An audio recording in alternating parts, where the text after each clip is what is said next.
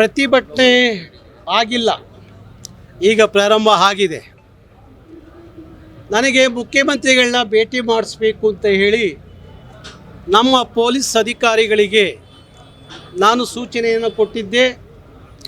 ಅವರು ಹೋಗಿ ಅವರ ಕಾರ್ಯದರ್ಶಿಗಳನ್ನ ಭೇಟಿ ಮಾಡಿದ್ದಾರೆ. ಅವರು ಹೇಳಿದ್ರು ಸಿದ್ದರಾಮಯ್ಯನವರಿಗೆ ಸ್ವಲ್ಪ ಆರೋಗ್ಯ ತೊಂದರೆ ಇದೆ, ಇವತ್ತು ಭೇಟಿ ಮಾಡೋದು ಕಷ್ಟ ಆಗುತ್ತೆ, ನಾಳೆ ಅಥವಾ ನಾಡಿದ್ದು ನಾನು ನಾರಾಯಣಗೌಡರು ಬರುವ ನಿಯೋಗದ ಜೊತೆಯಲ್ಲಿ ಮಾತಾಡ್ತೀನಿ ಅಂತೇಳಿ ಮುಖ್ಯಮಂತ್ರಿಗಳು ಹೇಳಿದ್ದಾರೆ. ಅದಕ್ಕೋಸ್ಕರ ನಾಳೆ ಅಥವಾ ನಾಡಿದ್ದು ನಾವು ನಿಗದಿ ಮಾಡಿ ನಿಮ್ಮ ನಿಯೋಗವನ್ನು ಮುಖ್ಯಮಂತ್ರಿಗಳ ಹತ್ರ ಕರ್ಕೊಂಡು ಹೋಗ್ತೀವಿ ಅನ್ನೋ ಮಾತನ್ನು ಈಗ ಅಧಿಕಾರಿಗಳು ಬಂದು ನನ್ನ ಹತ್ರ ಹೇಳ್ತಾ ಇದ್ದರು. ಮತ್ತೆ ನಾನು ಅವರ ಆಪ್ತ ಕಾರ್ಯದರ್ಶಿಗೆ ಇಲ್ಲಿಂದಲೇ ಫೋನ್ ಮಾಡಿದೆ.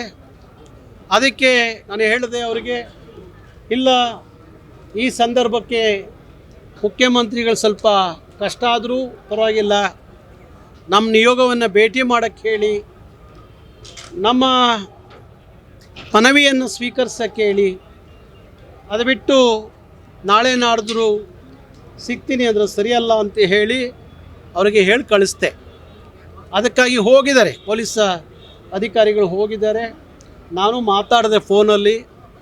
ಹಾಗಾಗಿ ನೋಡೋಣ ಅವರು ಏನು ಸಂದೇಶ ಹೊತ್ತು ಬರ್ತಾರೆ ನೋಡಿ.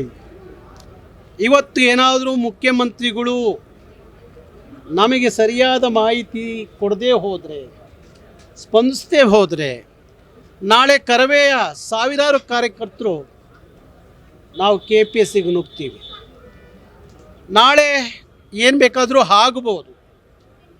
ಯಾಕೆಂದರೆ ಈ ಸಂದರ್ಭಕ್ಕೆ ನಮ್ಮ ಜೊತೆಯಲ್ಲಿ ಯಾರೂ ನಿಂತ್ಕೊಳ್ಳಿಲ್ಲ ಅಂದರೆ ಈ ಲಕ್ಷಾಂತರ ಮಕ್ಕಳ ಭವಿಷ್ಯ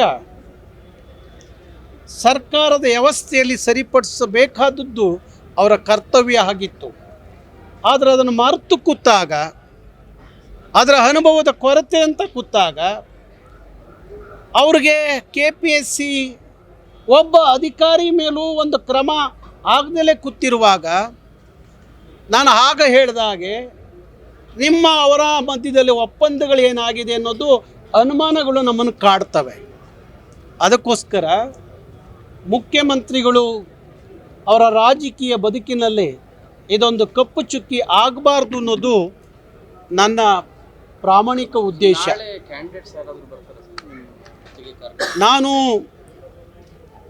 ಇವ್ರನ್ನ ಯಾರನ್ನೂ ಅದಕ್ಕೆ ಬಳಸ್ಕೋಬಾರ್ದು ಅಂತ ಇದ್ದೀನಿ. ಅವ್ರು ಯಾವ ಹೋರಾಟಕ್ಕೆ ನಾನು ಕರಿತೀನಿ.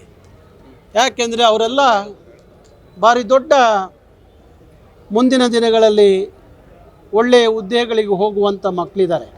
ನಾಳೆ ಅವ್ರ ಮೇಲೆ ಮೊಕದ್ದಮೆಗಳು ಅದು ಇದು ಹೂಡಿದರೆ ಅವ್ರ ಬದುಕಿಗೆ ಕಷ್ಟ ಆಗುತ್ತೆ. ಅದಕ್ಕೋಸ್ಕರ ಕರವೇ ಕಾರ್ಯಕರ್ತರು ನಾಳೆ ಭಾರಿ ದೊಡ್ಡ ಮಟ್ಟದಲ್ಲಿ ಆ ಒಂದು KPSC ಕಚೇರಿಗೆ ನುಗ್ಗಿ KPSC ಅಧಿಕಾರಿಗಳನ್ನ ಯಾಕೆ ವಿಚಾರಿಸ್ಕೋಬೇಕು ಅಂತ ಹೇಳಿ ಅವರು ವಿಚಾರಿಸ್ಕೋತಾರೆ. ಅದಕ್ಕೋಸ್ಕರ ನಾನು ಮುಖ್ಯಮಂತ್ರಿಗಳಲ್ಲಿ ಈಗಲೂ ಮನವಿ ಮಾಡ್ತೀನಿ, ದಯವಿಟ್ಟು ಒಂದು 20 ನಿಮಿಷ ಈ ಮಕ್ಕಳ ನೋವು ನಾನು ತಗೊಂಡು ನಿಮ್ಮ ಜೊತೆಯಲ್ಲಿ ಬಂದಾಗ ಅದಕ್ಕೊಂದು ಪರಿಹಾರ ಕಂಡುಹಿಡಿಯುವಂಥ ಕೆಲಸ ಸರ್ಕಾರ ಮತ್ತು ಮುಖ್ಯಮಂತ್ರಿಗಳು ಮಾಡಬೇಕು. ಓಕೆ ಸರ್, ಈ ವಿಚಾರದ ಜೊತೆ ಈಗ ಇನ್ನೊಂದು ವಿಚಾರ ಇದೆ ಸರ್. 19ನೇ ತಾರೀಕು ಸರ್ಕಾರದಿಂದ ಛತ್ರಪತಿ ಮಹಾರಾಜರ ಜಯಂತಿಯನ್ನು ಆಚರಣೆ ಮಾಡೋದಕ್ಕೆ ಮುಂದಾಗಿದೆ. ಎಲ್ಲಿ ಟೌನ್ ಹಾಲ್ ಅಲ್ಲಿ ಸರ್ಕಾರದಿಂದಲೇ ಇದು ಆಗ್ತಾ ಇರುವಂತದ್ದು. ಕನ್ನಡ ಮತ್ತು ಸಂಸ್ಕೃತಿ ಇಲಾಖೆ ಜೊತೆಗೆ ಸರ್ಕಾರ ಸೇರಿ ಮಾಡ್ತಾ ಇರುವಂತ ಕಾರ್ಯಕ್ರಮ ಛತ್ರಪತಿ ಮಹಾರಾಜರವರ ಕಾರ್ಯಕ್ರಮ. ಒಂದ್ ಕಡೆ ವಿರೋಧವಾಗುತ್ತೆ, ರಾಜ್ಯದಲ್ಲಿ ಮಾಡಬಾರ್ದು ಅಂತ ಹೇಳಿ, ಮತ್ತೊಂದ್ ಕಡೆ ಸರ್ಕಾರವೇ ಮುಂದಾಗ್ತಾ ಇರೋದು. ಬಹುಶಃ ಅದು ಈ 19ಕ್ಕೆ ಈ ವರ್ಷಕ್ಕೆ ಅಷ್ಟೇ ಸೀಮಿತವಾದ್ದಲ್ಲ. ಹೋದ ಬಾರಿನೂ ಮಾಡಿದರು, ಶಿವಾಜಿಯ ಜಯಂತಿ ಉತ್ಸವವನ್ನು ಮಾಡಿದರು. ಶಿವಾಜಿ ಮತ್ತು ಕರ್ನಾಟಕದ ಮಧ್ಯದಲ್ಲಿ ಒಂದಷ್ಟು ಆಗ್ಲಿಂದಲೂ ಸಂಘರ್ಷ ಇದೆ. ಯಾಕೆಂದರೆ ಬೆಳವಾಡಿಯ ಮಲ್ಲಮ್ಮನ ಮೇಲೆ ಮತ್ತು ಬೆಳವಾಡಿಯ ಮಲ್ಲಮ್ಮನ ಪತಿಯ ಪ್ರಾಣಹಾನಿ ಶಿವಾಜಿ ಮತ್ತು ಶಿವಾಜಿ ಸೈನಿಕರಿಂದ ಆಗಿತ್ತು ಅನ್ನೋದು ಒಂದು ದೊಡ್ಡ ಇತಿಹಾಸ ಇದೆ.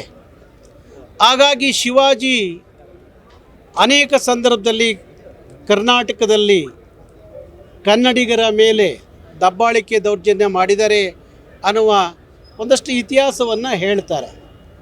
ಅದರ ಬಗ್ಗೆ ನಾನು ಒಂದಷ್ಟು ಮಾಹಿತಿಯನ್ನು ತಗೊಂಡು ಮಾತಾಡ್ತೀನಿ.